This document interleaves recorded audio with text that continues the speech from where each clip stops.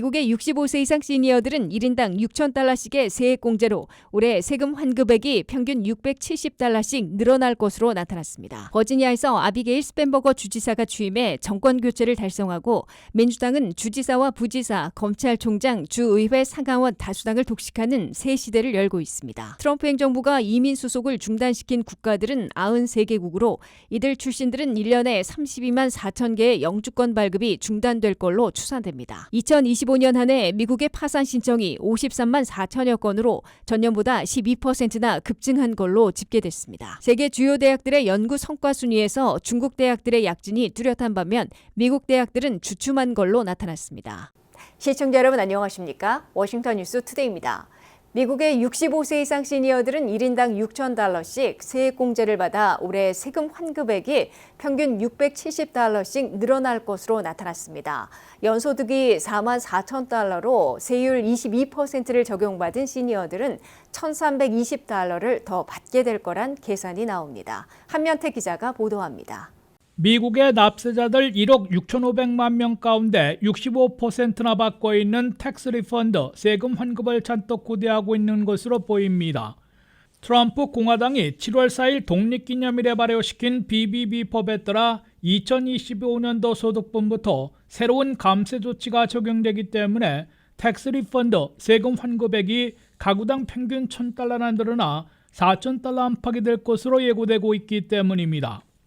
IRS 국세청은 2025년도 소득분에 대한 세금 보고를 1월 26일부터 접수받기 시작해 4월 15일에 마감합니다. 그런데 대폭 늘어나는 텍스 리펀드를 고대하며 다수는 세금 보고를 1월 말이나 2월 초로 대거 앞당길 것으로 예상되고 있습니다. 세금 보고서를 온라인으로 제출하면 보통 2주, 늦어도 3주 안에 텍스 리펀드를 신고한 은행 계좌로 자동 입금시켜주기 때문입니다. 특히 65세 이상의 시니어들은 이번부터 매년 보너스 디덕션으로 1인당 $6,000씩 추가 공제받기 때문에 텍스 리펀드 또한 대부분 대폭 늘어날 것으로 예고되고 있습니다. 65세 이상 시니어들은 이번 세금 보고 시에 개인 $6,000씩 기본 공제 15,775달러와 기존 $2,000에 더해지기 때문에 모두 23,750달러를 세액 공제받게 됩니다. 부부가 모두 65세 이상이면 39,500달러까지 세액공제를 받습니다. 이를 적용하면 65세 이상 시니어들은 개인 1인당 텍스 리펀드 세금 환급이 평균 $670씩 늘어나게 된다고 AARP 미 전국은퇴자협회가 계산했습니다. 소셜연금을 포함해 연소득이 $4만 4천 세율 22%를 적용받고 있는 시니어들은 평균보다 많은 $1,320의 리펀드를 더 받게 된다고 AARP는 추산했습니다. IRS 통계에 따르면 2025년도 세금 보고에서는 미국민 납세자 1억 6,580만 가구 가운데 63%인 1억 385만 가구가 세금 환급을 받았습니다. 가구당 평균 환급액은 $3,167로 IRS는 밝혔습니다.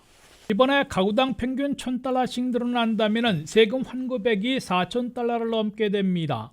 도널드 트럼프 대통령은 올 상반기에는 4월 15일에 마감되는 세금 보고 시 BBB 법에 따른 가구당 $4,000 안팎의 대규모 텍스 리펀드를 받게 될 것으로 강조하고 있습니다. 트럼프 대통령은 이어 7월 4일 250주년 미국 독립기념일이나 연방 대법원 판결로 늦어지면 올 11월 선거 전인 9월 초 노동절을 전후해 1인당 $2,000씩의 관세 배당금도 지급하게 될 것으로 예상되고 있습니다. WKTV 뉴스 한면택입니다.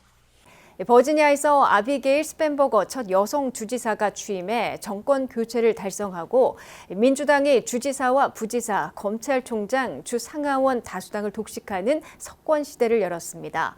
내일 리치몬드에서 취임식을 갖는 스펜버거 주지사는 공화당 글렌 영킨 전임 주지사의 이민 단속 협력 명령을 폐기하고 생활비와 헬스케어, 주거비 등에 대한 주민들의 감당 능력을 올리는 데 전력 투구하겠다고 약속했습니다. 안혜린 기자의 보도입니다.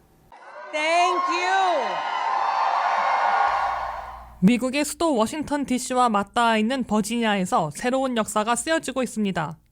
첫 여성 주지사가 공식 취임하며 공화당에서 민주당으로 정권이 교체되고 민주당은 주지사와 부지사, 검찰총장, 주의회 상하원 다수당을 독식하는 새 시대를 개막하고 있습니다. 토요일은 1월 17일 정오, 버지니아의 주도인 리치몬드에서는 지난해 11월 선거에서 당선된 민주당 소속 아비게일 스펜버거 주지사가 75대 버지니아 주지사이자 첫 번째 여성 주지사에 공식 취임합니다. 1979년생으로 올해 여름 47세가 되는 스펜버거 새 버지니아 주지사는 어린 시절 뉴저지에서 버지니아로 이주해 버지니아 대학을 나와 CIA 중앙정보국에 근무한 바 있고 주 하원 의원을 역임하다가 첫 번째 여성 주지사에 당선되는 기록을 세웠습니다. 버지니아에서는 여성인 가잘라 하스미 부지사가 취임하는데 그녀는 첫 인도계 여성 부지사라는 새 역사를 쓰고 있습니다. 이와 함께 사법당국을 지휘하는 주 법무장관 겸 검찰총장에는 민주당의 제이 존스 당선인이 공식 취임합니다. 이로써 버지니아의 주지사, 부지사, 주 법무장관은 4년 만에 공화당에서 민주당이 모두 탈환하며 석권하게 됐습니다. 주의회에서도 주 상원의석 40석 가운데 민주당이 21대 19로 다수당을 차지해온 데 이어 주 하원의원석은 지난 선거에서 100석 가운데 민주당이 13석이나 늘려 64대 36석이라는 압도적인 차이로 다수당을 차지하고 있습니다. 스펜버거 주지사는 민주당이 부지사와 검찰총장, 주 상하원을 모두 장악하고 있어 버지니아 정책과 행정, 입법에서 180도 바꿔나갈 것으로 예상되고 있습니다. 스펜버거 주지사는 우선 최근 미네소타 등에서 과도한 이민 단속으로 지지를 잃고 있는 트럼프 아이스의 강경 이민 단속에 대한 반감에 맞춰 버지니아에서는 연방 이민 단속에 협력해온 전임자인 영킨 시절에 이민 명령부터 폐지할 것으로 약속하고 있습니다.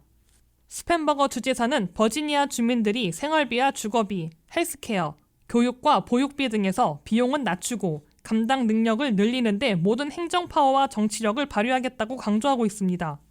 스펜버거 주지사는 트럼프 행정부가 연방 공무원들을 지나치게 감축하는 바람에 버지니아에도 직격탄을 가한 만큼 일자리 창출과 AI 데이터 센터, 기업들을 최대한 유치하는 비즈니스 우대 정책을 취할 것으로 예고하고 있습니다. WKTV 뉴스 안혜린입니다. 현재 이민 비자나 영주권 수속이 중단된 국가들은 모두 93개국으로 이들 출신들은 1년에 32만 4천 개의 영주권 발급이 중단될 걸로 케이토 연구소가 추산했습니다. 93개국들 가운데 아시아의 18개국이 1년에 가장 많은 13만 6천 개의 영주권 발급이 중단되고 아프리카 지역은 39개국으로 8만 1,100개의 그린카드가 중지될 걸로 예상됩니다. 한면택 기자의 보도입니다. 트럼프 행정부는 여행금지국 40개국에 이어 75개국 출신들에 대해 이민 비자나 영주권 수속을 전격 중단시키는 특단의 조치를 1월 21일부터 발효시킵니다. 115개국들 중에 중복된 나라들도 있어 이민 비자, 영주권 수속이 전면 중단되는 국가들은 93개국인 것으로 워싱턴의 싱크탱크인 케이토 연구소가 밝혔습니다. 93개국 출신들에 대해 영주권 발급을 중단하면 전체의 42%나 중지되는 것이어서 합법 영주권 발급이 반토막 날 것으로 예측되고 있습니다.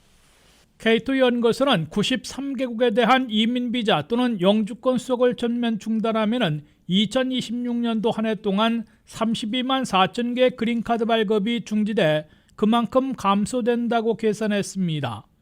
미국의 영주권 발급은 한 해 연관 커트가 정해져 있고 한 회기년도 동안 발급하지 못하면 더 이상 쓰지 못하고 그대로 사장됩니다. 사장된 영주권 번호를 다시 쓰려면 연방의회에서 법률로 결정해야 합니다. 케이토 연구소는 트럼프 행정부의 이민 비자나 영주권 수속 중단 조치가 얼마나 오랫동안 지속되느냐에 따라 큰 차이를 보이겠지만 1년간 지속될 경우 93개국 출신 32만 4천 개 영주권이 사라진다는 계산이라고 설명했습니다. 트럼프 행정부는 93개국 출신들에 대한 이민 비자, 영주권 수속 중단 조치뿐만 아니라 합법 이민 신청서에 대한 심사와 조사를 한층 강화해 무더기 지연 또는 기각 사태를 빚고 있을 것으로 관측되고 있습니다. 아직 얼마나 합법 이민이 줄어들지 통계는 나오지 않고 있으나 이민서비스국은 엄격한 심사와 조사로 이민 신청자들 가운데 출두를 요구하거나 심지어 체포하는 경우까지 급증한 것으로 밝혔습니다. 트럼프 첫해 이민서비스국은 이민국 청사에서 2,400명을 체포했다고 공개했습니다. 이민서비스국은 또 2만 9천 건이나 사기 신청 의혹으로 적발해 65%인 19,300건에 대한 조사를 완료했고 추방 대상자를 포함해 19만 6,600명에게 NTA로 불리는 출두 요구서를 보냈다고 밝혔습니다. 이러한 조치를 감안하면 현재 100만 개 안팎의 영주권을 발급해온 미국은 트럼프 행정부 들어 적어도 40% 이상인 43만 개나 급감하고 결국 반토막 날 것으로 CBO, 미 의회 예산국과 골드만삭스 등이 내다보고 있습니다. WKTV 뉴스 한면택입니다. 미국에서 파산을 신청하는 가게와 기업들이 크게 늘고 있는 것으로 나타났습니다. 2025년 한 해 파산을 신청한 미국민 개인들은 53만 4천여 건으로 전년보다 12%나 급증한 걸로 집계됐습니다. 미국 경제가 지표상으로는 불경기를 피해가고 있으나 경제난, 재정난을 견디지 못하는 미국민 개인들과 업체들의 파산 신청이 급증하고 있다고 CBS 뉴스가 보도했습니다. 2025년 한 해 파산을 신청한 미국민 개인들과 업체들은 53만 3,949건으로 전년도에 47만 8,752건보다 12%나 급증했습니다. 미국민들이 챕터 7, 챕터 11, 챕터 13으로 파산을 신청하고 있는데 2022년에는 35만 6,900건, 2023년에는 41만 9,600건, 2024년에는 47만 8,700여 건, 2025년에는 53만 4천 건으로 매년 증가하고 있음을 보여주고 있습니다. 사업체의 파산들을 보면 한국계가 주인이었던 포레버 21이 큰 주목을 끌다가 2025년에 문을 닫은 대표적인 업체로 기록됐습니다. 2026년 새해 들어서도 sak스피스 에베뉴, 니먼 마커스 등의 모 회사인 삭스 글로벌이 파산 신청을 했습니다. 미국에서 파산이 급증하고 있는 주된 이유로는 인플레이션 물가가 아직 높아 미국민들의 생활비와 사업 비용의 부담이 가중되고 있기 때문으로 지적되고 있습니다.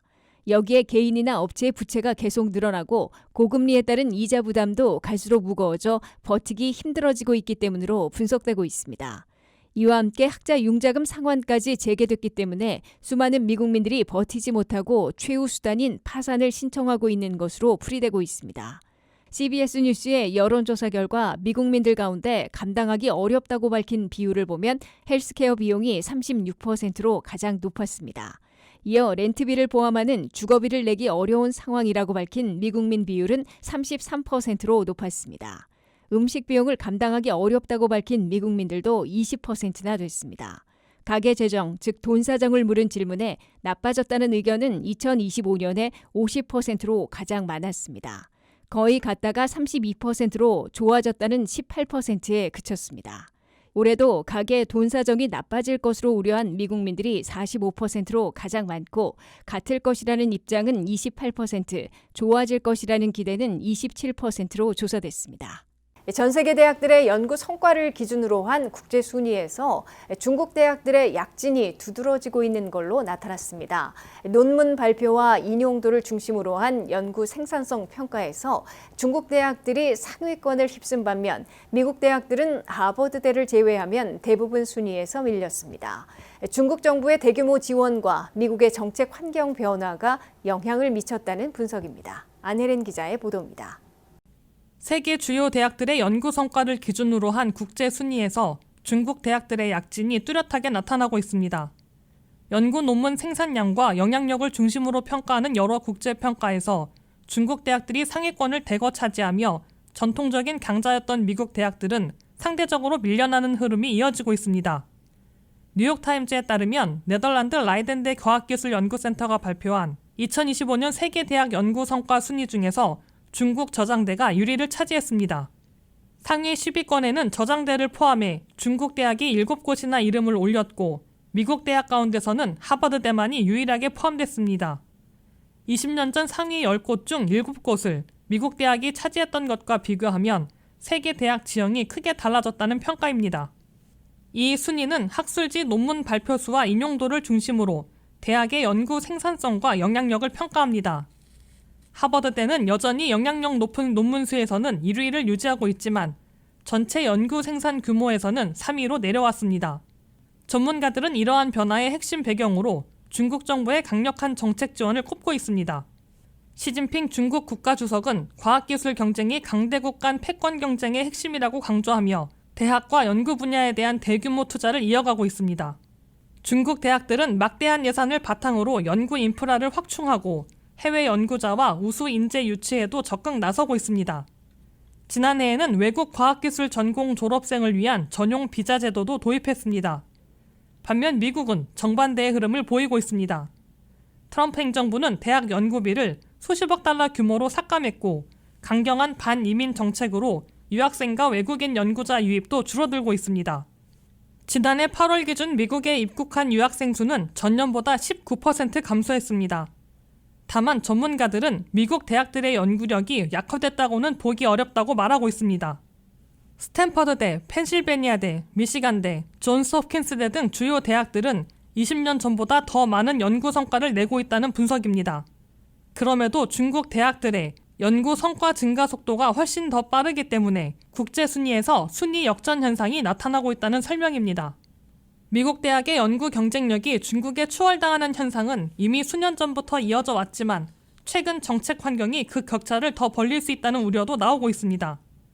전문가들은 대학의 연구 역량이 곧 국가 경쟁력과 직결되는 만큼 과학기술과 고등교육에 대한 선택이 각 나라의 미래를 좌우할 것이라고 지적하고 있습니다. WKTV 뉴스 안혜린입니다.